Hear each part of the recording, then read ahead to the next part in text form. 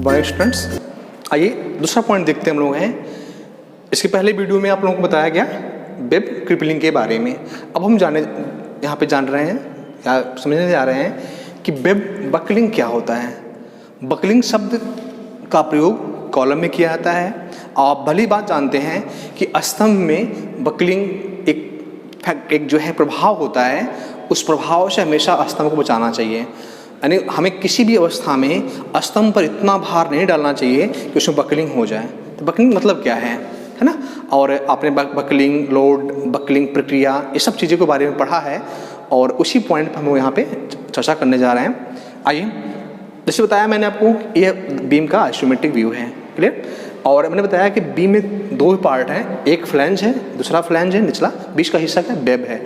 अब मैंने एक परिभाषा बताया कि बीम में स्टील बीम में जो वेब होता है, वेब एक कॉलम की तरह कार्य करता है, एक वर्टिकल मेंबर की तरह कार्य करता है। तो जब कॉलम की तरह कार्य करेगा तो स्वाभाविक सी बात है कॉलम के जो प्रभाव होंगे यहाँ लागू होगा। अब मैंने बताया अभी कि कॉलम में भकाव का गुण होता है, भकाव की एक प्रक्रिया होती है, घटना घटती है, उसी के बारे में चर्चा करनी है। तो यहाँ पे क्या हुआ, आप देख सकते हो मैंने ऊपरी फ्लैंज काट के यहाँ पे दिखाया आपका वेब का हिस्सा। आइए हम इस पॉइंट पे चलते हैं। अच्छा, वेब बकलिंग को हम हिंदी में वेब भकाव कहते हैं या वेब बैकुंचन भी कह सकते हैं, दोनों शब्द से यहाँ जानते हैं। इसकी दो नंबर परिभाषा कैसे देंगे आप लोग, पहले आप ड्राइंग बना लेंगे। ये ड्राइंग, इसका जो है फ्रंट व्यू, फिर इसके साइड व्यू, और इसके बाद जो है एक ड्राइंग बनेगी आपका जिसमें आपका यहाँ डॉट डॉट, यहाँ पे जो है एक ड्राइंग को एक भकाव वाली बना देनी है, क्लियर। इसको ऐसे करके एक ऐसे ड्राइंग बना देनी है। आइए आप समझते हैं। पॉइंट हमारा है,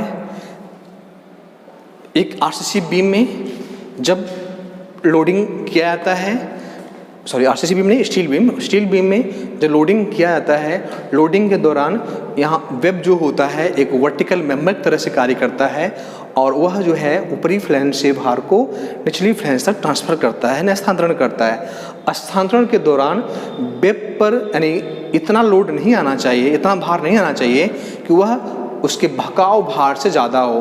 भकाव भार क्या होता है, भकाव भार किसी कॉलम के लिए वो भार होता है जिस पे कॉलम का भकाव हो जाता है। भकाव मीन्स क्या, किसी कॉलम का, किसी वर्टिकल मेंबर का, यहाँ आपका मान लीजिए एक वर्टिकल मेंबर ऐसे बनाया गया है, तो इस वर्टिकल मेंबर के ऊपर यदि भार डाल लेते हैं, अधिक वर्टिकल मेंबर का यहाँ पार्श्व में डिस्प्लेस हो जा रहा है, विक्षेप हो जा रहा है, तो एक घटना जो है भकाव कहलाती है। और भकाव जो होता है पूरी हाइट में, पूरी लंबाई में होता है। इस प्रकार से हम कहेंगे कि किसी कॉलम पर चूँकि यहाँ स्टील बीम है, स्टील बीम में जब भार के दौरान जो है यदि भार वेब के भकाव भार से अधिक आ जाता है तो उस समय वेब का पार्श्व में विस्थापन हो जाता है, पार्श्व में विक्षेप हो जाता है।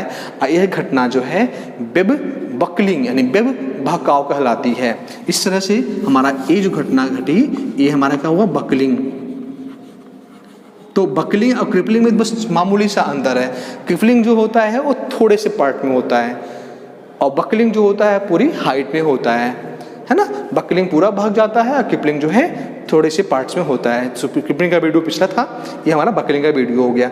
इस तरह से जो है बकलिंग कब होता है, बकलिंग जो है जब इसके ऊपर इसके भकाव भार से अधिक भार आएगा तो बकलिंग हो जाएगा, और जब इस पर भार जो है इसके धारण क्षमता से अधिक होता है तो कहीं पर जो है उसकी विकलांगता हो जाती है, उसको क्रिपलिंग बोलते हैं। इस तरह से बकलिंग और क्रिपलिंग दोनों की परिभाषा हो गई।